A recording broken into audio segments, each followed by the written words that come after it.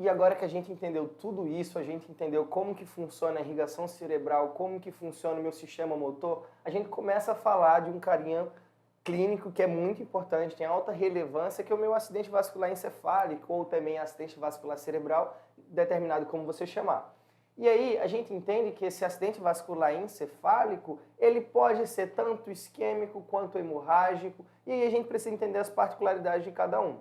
A gente entende que essa patogenia, minha fisiopatologia, minha alteração fisiológica, ela pode se dar através de dois principais fatores predisponentes, que seria o fator cardioembólico e o fator arterioembólico. E isso fala o que pra gente? Fala a respeito de trombo, fala a respeito de formação de placa de ateroma. Então, quando a gente fala de AVC, a gente lembra de aterosclerose, que é um trombo que se desprendeu de determinada região e foi impactar principalmente lá nas minhas artérias cerebrais, gerando um processo isquêmico e, consequentemente, alteração neurológica. E aí, quando a gente fala do cardioembólico, a gente entende que a fonte principal é no coração. Então, geralmente, a gente tem uma patologia prévia, como, por exemplo, numa fibrilação atrial ou num infarto agudo do miocárdio, que ali a gente tem uma formação de uma placa e essa placa gera um trombo e esse trombo se desprende e ascende para o nosso cérebro, impactando as minhas artérias cerebrais. E aí, quando a gente fala mais de arterioembólico, a gente entende mais que é aquele paciente que tem uma patologia prévia, principalmente relacionada à hipertensão arterial sistêmica.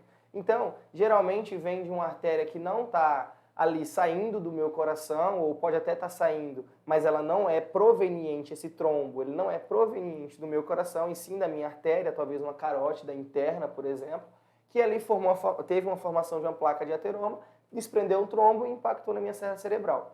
E aí, nossos tipos principais que a gente tem, como eu já falei, a gente tem um AVC isquêmico e a gente tem um AVC hemorrágico. O isquêmico, quando a gente tem esse bloqueio dessa circulação, e o hemorrágico, quando a gente tem um rompimento do vaso, e aí a gente vai ter extravasamento de líquido. E esse rompimento, ele pode ser desde intraparenquimatoso, ou seja, lá dentro do nosso parênquima cerebral, ou ele pode ser também subaracnoide, ali abaixo da minha aracnoide, ali perto da pia mater, onde passa principalmente meus ventrículos, né?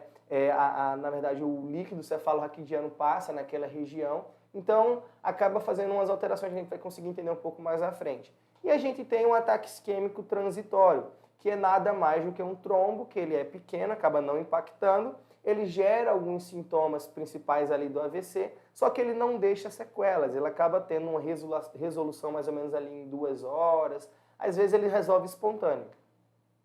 E aí, como eu falei para vocês que essa alteração nessa patologia, a gente tem patologias prévias, fatores de riscos prévios que predispõem à formação de trombos, que predispõem à formação de placa de ateroma.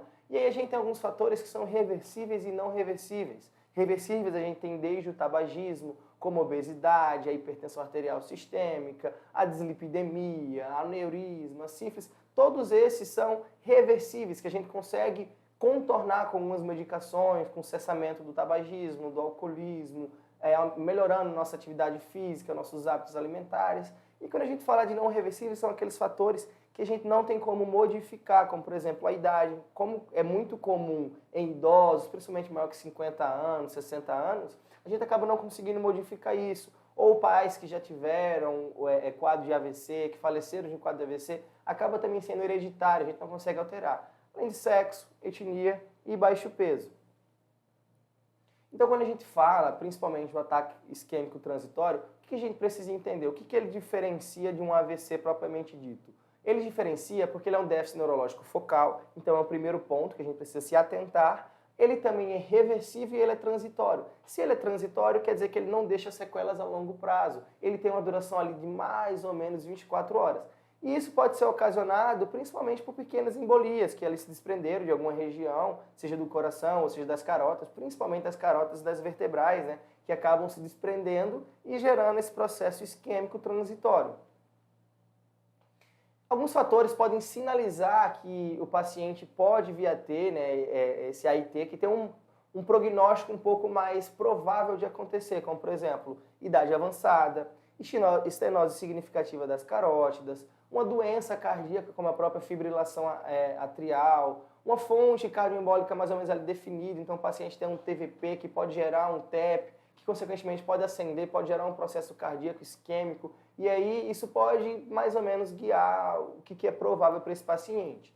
E aí a gente entende que o AIT ele deve ser tratado da mesma forma como um AVC. Por mais que ele seja transitório, o AIT ele pode predispor um AVC isquêmico. E isso, a longo prazo, é deletério para o nosso sistema nervoso. Porque você pode ter vários processos de isquemia transitória e aí um momento específico vai chegar e vai impactar um trombo específico, um trombo maior, que vai gerar um acidente vascular cerebral.